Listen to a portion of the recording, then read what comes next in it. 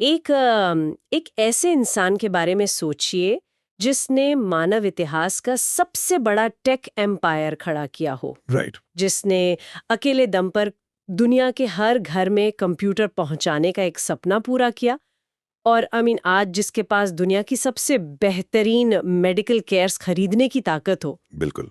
ऐसे इंसान का सबसे बड़ा डर क्या हो सकता है? कोई भी यही सोचेगा कि पैसा डूब जाना या शायद कोई लाइलाज बीमारी। हाँ, आमतौर पर डर यही होते हैं लोगों के। एग्जैक्टली। लेकिन नहीं, उनका सबसे बड़ा डर एक ख्याल है कि एक दिन उनका दिमाग किसी 500 पेज की जटिल किताब को देखकर कहेगा कि नहीं, अब बस, अब और प्रोसेस नहीं किया जा सकता। ये सच में एक बहुत ही अलग डर है ना?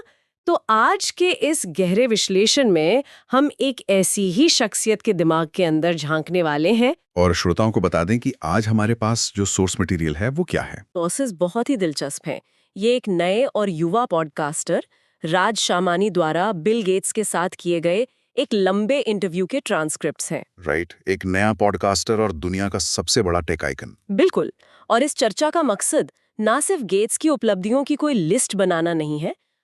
हमारा मकसद उस दिमाग की दिशा को समझना है जिसने पहले तो पूरे टेक रेवोल्यूशन को लीड किया और अब वही दिमाग दुनिया की सबसे बड़ी, सबसे कॉम्प्लेक्स बीमारियों को सुलझाने में लगा है। सही बात है। और हम ये भी देखेंगे कि कैसे एक 20-22 साल का पॉडकास्टर अपनी नर्वसनेस और एक नेचुरल क्यूरियोसिटी के बीच बैलेंस बना रहा था, क्योंकि सामने वो इंसान बैठा था जिसकी कहानियां सुनकर एक पूरी पीढ़ी बड़ी हुई है। इस प्योर सोर्स मटेरियल में जो चीज सबसे ज्यादा उभर कर आती है ना, वो एक ऐसी माइंडसेट की तस्वीर है जहां 70 साल की उम्र में भी एक इंसान पूरी तरह से एक स्टूडेंट मोड में रहना चाहता है। स्टूडेंट मोड मतलब सीखने की भूख। एग्जैक्टली। दुनिया का सबसे सफल इंसान होने के बावजूद वहां सीखने की एक ब्रूटल भूख दिखती है।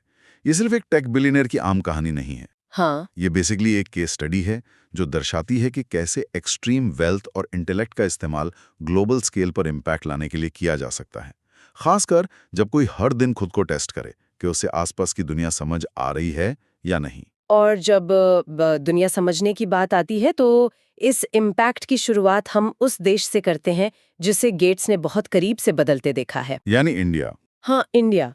सोर्सेज में इस पर काफी गहराई से चर्चा की गई है और ये जो ट्रांसफॉर्मेशन है ये बहुत बड़ा है। अगर हम पिछले 30 या 40 साल का इतिहास देखें तो शुरुआत में माइक्रोसॉफ्ट के अर्ली डेज में गेट्स का फोकस सिर्फ इंडिया के टेक सीन पर था, विशेषकर बेंगलोर और हैदराबाद जैसे शहरों पर। राइट।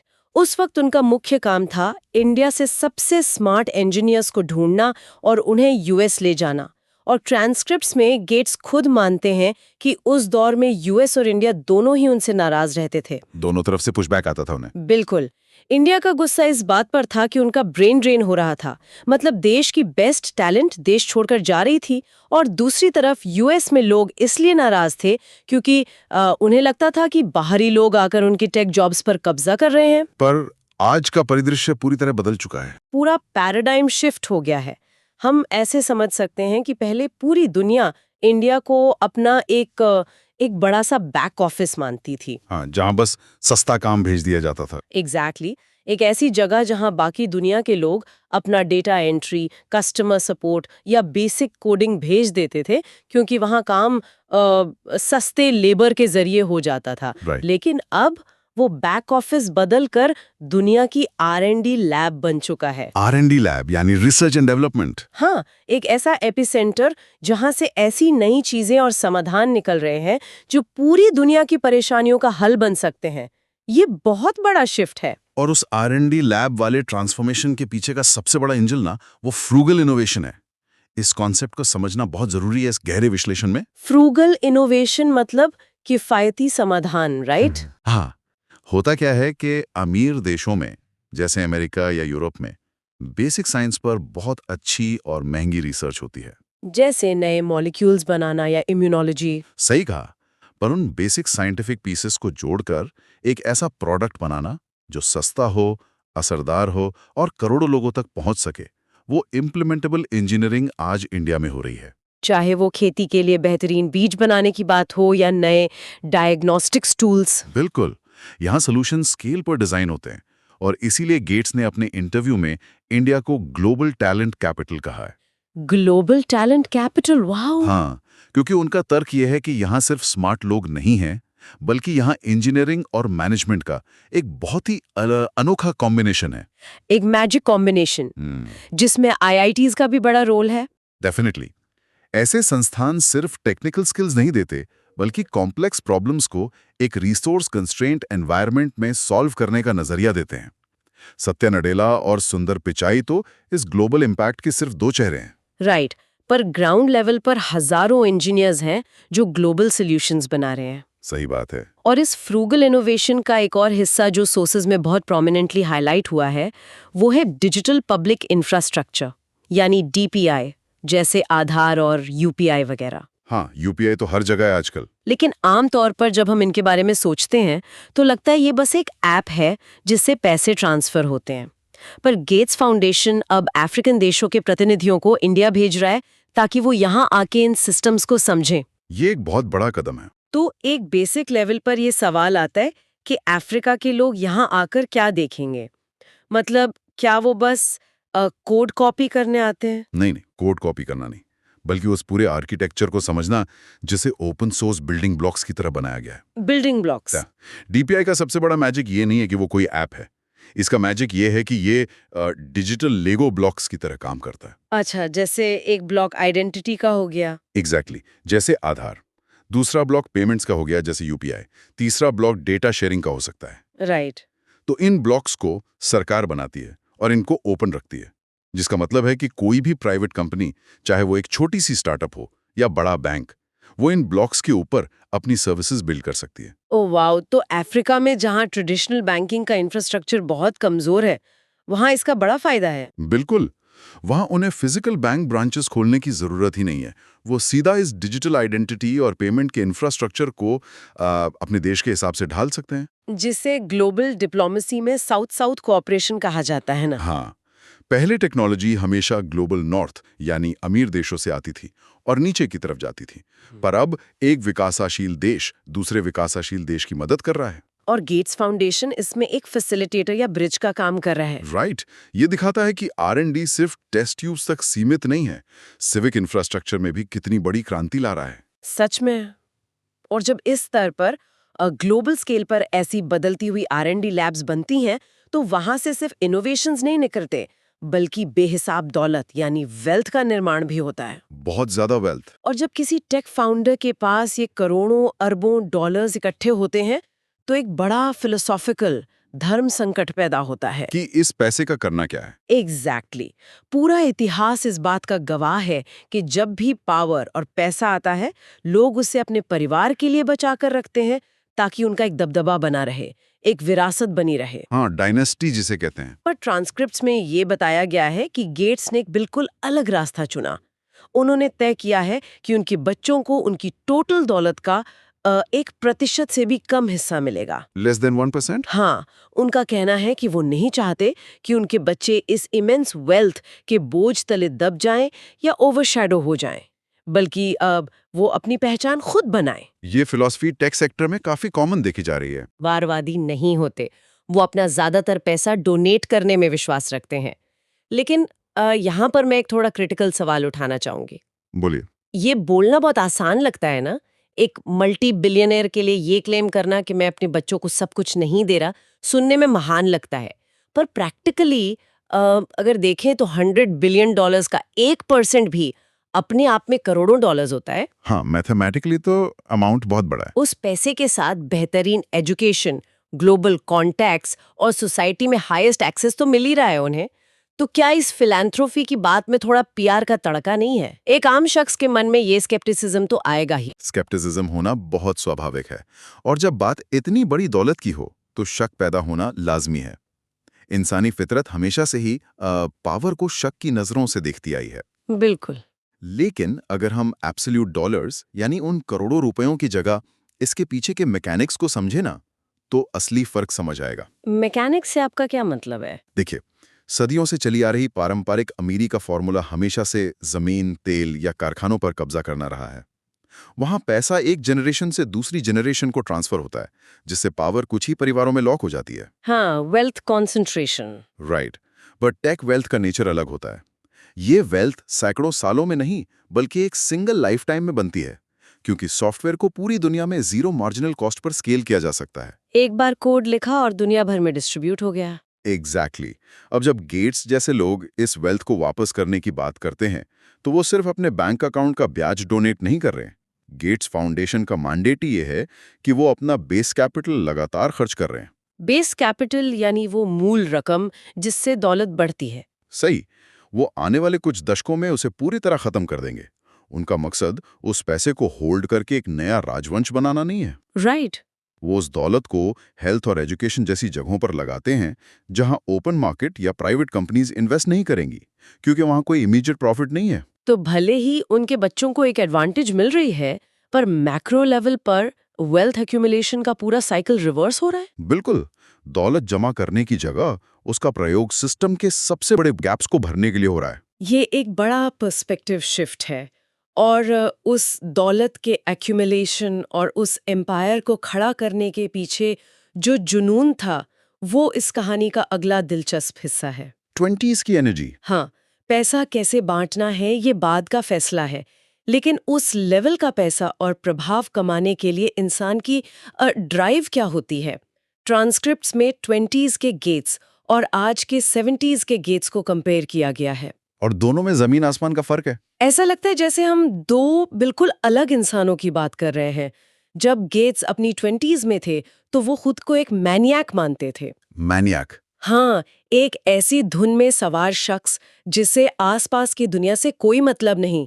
वो 72 घंटे तक बिना सोए ऑफिस में कोड लिखते थे। 72 आवर्स। बाप रे! ना कोई वीकेंड्स थे, ना कोई वेकेशन का प्लान, और ना ही परिवार बनाने का ख्याल।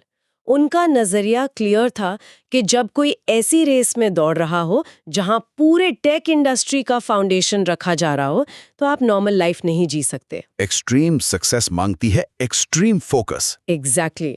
जब उनके कॉम्पिटिटर्स उनसे कहते थे कि वो बहुत ज्यादा काम करते हैं, तो उनका सिंपल सा जवाब होता था, हाँ मैं करता हूँ। उस एक्सट्रीम फोकस का नतीजा सबके सामने है। उन्होंने पर्सनल कंप्यूटिंग को रीडिफाइन किया, लेकिन इस मैनियाकल फोकस की एक बहुत बड़ी कीमत भी चुकानी पड़ती है। कीमत? जैसे हेल्थ वगैरह? हेल्थ तो है ही, पर बिजनेस में इसको ब्लाइंड स्पॉट्स कहते हैं। अच्छा। जब कोई अपना पूरा ध्यान एक छोटी सी स्क्रीन या एक स्पेसिफिक गोल पर लगा देता है ना, तो उसकी पेरिफेरल विजन कमजोर हो जाती है। ट्रांसक्रिप्ट्स में गेट्स खुद इस बात को स्वीकार करते हैं। वो किस रेफरेंस में बोल रहे थे ये? उनका मानना है कि उनकी जिंदगी की सबसे बड़ी गलती, उनका सबसे बड़ा business failure, phone operating system की रेस में हार जाना था। ओ, एंड्रॉइड वाला केस। सही पकड़ा।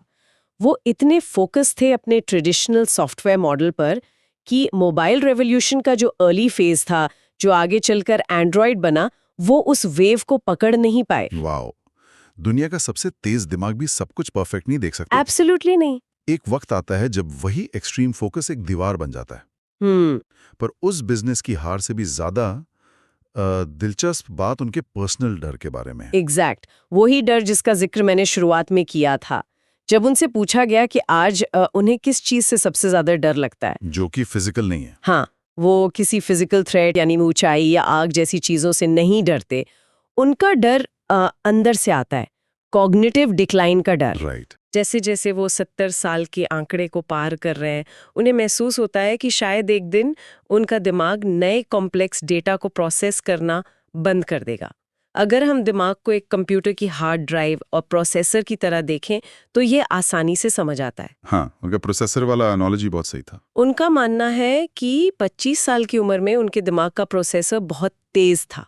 मैथमेटिकल इक्वेशंस वगैरह वो सेकंड्स में समझ लेते थे। आज एज के साथ उस प्रोसेसर की क्लॉक स्पीड थोड़ी धीमी जरूर हुई है। नेचुरल सी बात है। लेकिन दूसरी तरफ पिछले 50 सालों में उस कंप्यूटर की हार्ड ड्राइव में इतना ज्यादा डेटा, अनुभव, पैटर्न रिकग्निशन और विजडम भर चुकी है कि वो उस प्रोसेसिंग स्पीड की कमी को ढक लेती है। विजडम मेकअप कर लेती है उस चीज को। पर फिर भी वो दिन आने का डर कि प्रोसेसिंग स्पीड बिल्कुल ठहर जाएगी, ये डर उन्हें लगातार सताता है। इस डर को समझने के लिए उस साइकोलॉजी के अंदर जाना पड़ेगा, जहां एक इंसान की पूरी आइडेंटिटी उसका अस्तित्व ही उसका इंटेलेक्ट होता है। सही कहा। एक आम इंसान शायद फिजिकल ताकत या अपने रिश्तों पर अपना अस्तित्व बनाता है, लेकिन जिस इंसान ने दुनिया का सबसे बड़ा नॉलेज बेस्ड एम्पायर सिर्फ अपने दिमाग की कॉम्पिटिशनल पावर के बल पर बनाया हो, उसके लिए दिमाग का ढलना किसी नाइटमेयर से कम नहीं है। और शायद यही वजह है कि वो हमेशा अपने आप को नए विषयों से घेरे रखते हैं। एग्जैक्टली। हमेशा पढ़ते रहना, नए क्वेश्चंस पूछना उनके लिए सिर्फ हॉबी नहीं है, ये अपने दिमाग को डिक्लाइन से बचाने का एक सर्वाइवल मैकेनिज्म है। और उनका दिमाग कितना इंटेलेक्ट ऑब्सेस्ड है ना, ये उस बात से साबित होता है जब इंटरव्यू में उनसे एक सवाल पूछा गया। कौन सा सवाल? उनसे पूछा गया कि अगर उन्हें किसी भारतीय को डिनर पर बुलाने का मौका मिले तो वो किसे बुलाएंगे। और उन्होंने श्रीनिवासा रामानुजन का नाम लिया। हाँ, जो कि एक बहुत ही अनोखा जवाब है। बिल्कुल। रामानुजन एक ऐसी महान मैथमेटिकल जीनियस थे जिनके फॉर्मूलाज आज भी ब्लैक होल्स और स्ट्रिंग थियरी जैसी मॉडर्न फिजिक्स में काम आते हैं। लेकिन गेट्स ने उन्हें क्यों चुना? क्योंकि देखिए, गेट्स एक लॉजिकल और सिस्टमैटिक थिंकर हैं। उन्हें लगता है हर प्रॉब्लम का एक स्टेप बाय स्टेप सॉल्यूशन होता है। पर रामानुजन का दिमाग वैसे काम नहीं करता था। उन्हें तो आभास होता था ना। हाँ, रामानुजन को कॉम्प्लेक्स मैथमेटिकल थ्योरम्स इंट्यूशन या आभास से आते थे। वो स्टेप्स नहीं लिखते थे, उन्हें सीधा फाइनल आंसर दिखाई देता था। ओह वाह। तो एक दिमाग जिसे हर चीज को एनालाइज करने का शौक है, मतलब गेट्स, वो एक ऐसे दिमाग के सामने बैठना चाहता है जिसका फंक्शनिंग पूरी तरह से एक रहस्य है। ये दर्शाता है कि उन्हें ह्यूमन कॉग्निशन और उसकी लिमिटलेस पॉसिबिलिटीज से कितना लगाव है। एकदम सही। और ह्यूमन कॉग्निशन या दिमाग से इस लगाव ने ही उन्हें आज के दौर के सबसे बड़े पड़ाव पर लाकर खड़ा कर दिया है। क्योंकि दिमाग को समझने और उसकी क्षमता बढ़ाने की जिस रेस में दुनिया आज लगी है, उसका नया नाम है आर्टिफिशियल इंटेलिजेंस। एआई का दौर। गेट्स एआई को आज के दौर का वही क्रांतिकारी बदलाव मानते हैं जैसा कभी पिछली सदी में पर्सनल कंप्यूटर था। लेकिन उनका अप्रोच बहुत प्रैक्टिकल है यहाँ। प्रैक्टिकल कैसे? उनका कहना है कि हर इंसान को एआई के पीछे का मैथ या उसकी कोर प्रोग्रामिंग समझने की ज़रूरत नहीं है, लेकिन हर एक को उसका एक बेहतरीन और स्मार्ट यूज़र बनना सीखना पड़ेगा। ठीक वैसे ही जैसे वर्ड प्रोसेसर या इंटरनेट का यूजर बनना जरूरी हो गया था। एग्जैक्टली। और यहाँ पर एक बहुत मज़ेदार ट्विस्ट आता है चर्चा में। आम लोग एआई को सिर्फ अपना काम तेज करने, प्रोडक्टिविटी बढ़ाने, कोड लिखवाने या ईमेल्स ड्राफ्ट करने वाले टूल की तरह देखते हैं। हाँ, चैट जीपीटी से ऐसे लिखवा लिया। वही। लेकिन गेट्स एआई का सबसे बड़ा potential global mental health crisis को सॉल्व करने में देख रहे हैं। ये बहुत दिलचस्प पॉइंट है। वो एक ऐसी एआई कंपेनियन की बात कर रहे हैं जो उन लोगों से बातचीत कर सके जिन्हें मेंटल सपोर्ट या थेरेपी की जरूरत है। ये टेक लीडर्स की भीड़ में एक बिल्कुल अलग नजरिया क्यों है? ये नजरिया इसलिए अलग है क्योंकि इसके पीछे का मैथ बहुत ब्रूटल है। मैथ? कैसा मैथ? अगर दुनिया की आबादी 8 बिलियन है और उसमें से एक बहुत बड़ा हिस्सा एंग्जाइटी, डिप्रेशन या अकेलेपन से जूझ रहा है, तो मैथमेटिकली हमारे पास कभी भी उतने ह्यूमन थेरेपिस्ट नहीं हो सकते जो हर एक इंसान तक पहुंच सकें। ये तो सच है, थेरेपिस्ट बहुत कम है। एक ह्यूमन थेरेपिस्ट दिन में शायद 8 या 10 लोगों से बात कर सकता है।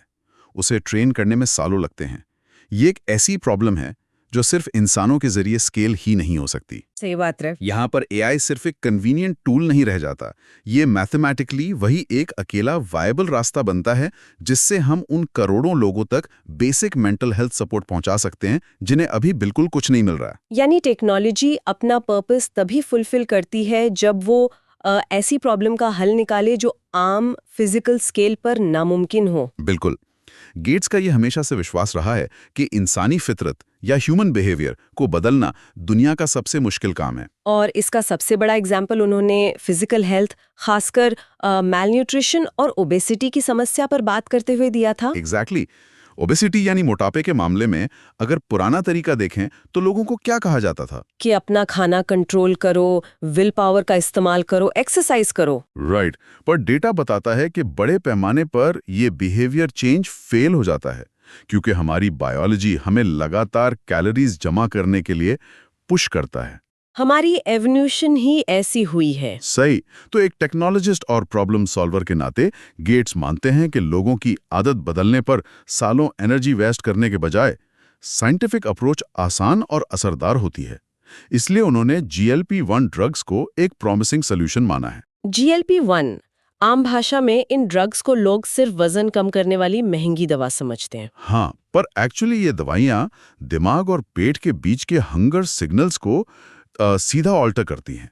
ये इंसान की विल पावर की जरूरत को ही बाईपास कर देती हैं। मतलब जब भूख ही महसूस नहीं होती तो ओवर ईटिंग अपने आप रुक जाती है। एग्जैक्टली ये एक प्योर साइंटिफिक हैक है जो ह्यूमन बिहेवियर की कमजोरी पर निर्भर ही नहीं करता। और इसी एक्सट्रीम साइंटिफिक एग्जीक्यूशन का सबसे बड़ा प्रमाण हम पोलियो के मामले में देखने वाले हैं। Polio eradication. हाँ, ट्रांसक्रिप्ट्स में गेट्स के मुताबिक अगले 5 सालों में उनका टारगेट पोलियो को दुनिया से पूरी तरह हमेशा के लिए मिटा देना है। सोचिए, इतिहास में 1980 में स्मॉल पॉक्स के बाद ये सिर्फ दूसरी ऐसी बीमारी होगी जिसे अर्थ पर से इरेज कर दिया जाएगा। ये अपने आप में एक मॉन्यूमेंटल लॉजिस्टिकल और साइंटिफिक चैलेंज है।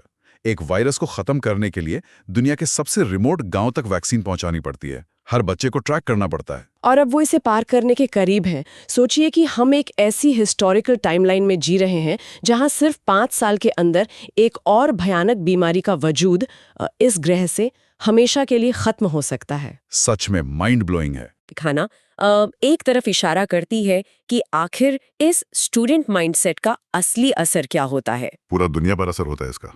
अगर हम आज के इस पूरे गहरे विश्लेषण को एक धागे में पिरोएं तो हमने देखा कि कैसे दुनिया का मैप बदल रहा है। इंडिया सिर्फ एक सस्ता लेबर पूल नहीं बल्कि फ्रूगल इनोवेशन का वो इंजन बन चुका है जो अफ्रीका जैसे देशों को अपना डिजिटल इंफ्रास्ट्रक्चर यानी डीपीआई एक्सपोर्ट कर रहा है। राइट। हमने वेल्थ के उस नए फिलॉसफी को समझा जहां दौलत अगले राजवंश बनाने के लिए नहीं बल्कि बेस कैपिटल को समस्याओं पर खर्च करने के लिए इस्तेमाल हो रही है। फिलांथ्रोपी एट अ मैसिव स्केल। हमने 20s के उस मीनियक फोकस को देखा जिसमें नींद और परिवार सब भुला दिया गया था, और उसका मुकाबला 70s के उस डर से किया जहां सबसे बड़ी फिक्र दिमाग के ढलने की है, और आखिर में एआई और साइंस जैसे GLP-1 को उन सॉल्यूशंस के रूप में देखा जो इंसानी विल पावर को बाईपास करके एक मैसिव स्केल पे इम्पैक्ट ला सकते हैं। ये पूरी चर्चा सच में इस बात का प्रमाण है कि जब बेहिसाब रिसोर्सेज को सीखने की एक लगातार भूख के साथ जोड़ा जाता है तो उसके नतीजे कैसे दुनिया का रुख बदल सकते हैं। सही बात है। मेरा मानना है कि एक लीडर सिर्फ वो नहीं है जो बिजनेस बनाए, बल्कि वो है जो आने वाले कल की समस्याओं को पहले से देख ले और अपनी लिमिटेशंस को स्वीकार करते हुए उन्हें सुलझाने के लिए नए अस्त्र यानी नए टूल्स ढूंढ लाए। और इन्हीं नई दिशाओं और नई टूल्स की बात करते हुए इस चर्चा को विराम देने से पहले मैं चाहूंगी कि हम एक बहुत ही विचार उत्तेजक एक प्रोवोकेटिव ख्याल पर थोड़ा ध्यान दें। पूरा विश्लेषण सुनने के बाद एक डायरेक्ट कनेक्शन दिमाग में बनता है। कैसे कनेक्शन? आज हमने बात की कि गेट्स यानी एक ऐसी शख्सियत जिसने सॉफ्टवेयर को जन्म दिया, उनका सबसे बड़ा और गहरा डर उनके खुद के दिमाग की क्षमता का ढलना यानी कॉग्निटिव डिक्लाइन है। हाँ। दूसरी तरफ उनका सबसे नया और सबसे बड़ा जुनून आर्टिफिशियल इंटेलिजेंस है, एक ऐसी टेक्नोलॉजी जो इंसानी दिमाग की तरह प्रोसेस करना और सोचना सीख रही है। तो एक पल के लिए सोचिए, क्या आने वाले वक्त में एआई सिर्फ एक चैट टूल या थेरेपी असिस्टेंट रह जाएगा, या फिर जिस दिशा में टेक पायनियर्स इसे ले जा रहे हैं, क्या ये हमारे खुद के दिमाग का एक पर्सनल डिजिटल बैकअप या एक्सटेंशन बन जाएगा? वाह, ये तो पूरा साईफाई लेवल की बात हो गई है ना? अगर ह्यूमन ब्रेन की प्रोसेसिंग स्पीड कम होती है तो क्या एआई उस कमी को पूरी तरह से रिप्लेस कर देगा, जिससे हमारी मेमोरीज, हमारे पैटर्न्स और हमारा इंटेलेक्ट हमारे फिजिकल दिमाग के वीक होने के बाद भी किसी सर्वर पर जिंदा रह सके? ये सच में सोचने वाली बात है। क्या एआई एक दिन उस आखिरी और सबसे बड़े डर को भी हमेशा के लिए खत्म कर देगा जो आज गेट्स जैसे ब्रिलियंट दिमाग को सताता है? इस एक ख्याल, इस एक आगे की आहट के साथ हम आज के इस गहरे विश्लेषण को यहीं पर विराम देते हैं। सोचते रहिए और सीखने की अपनी भूख को जिंदा रखिए।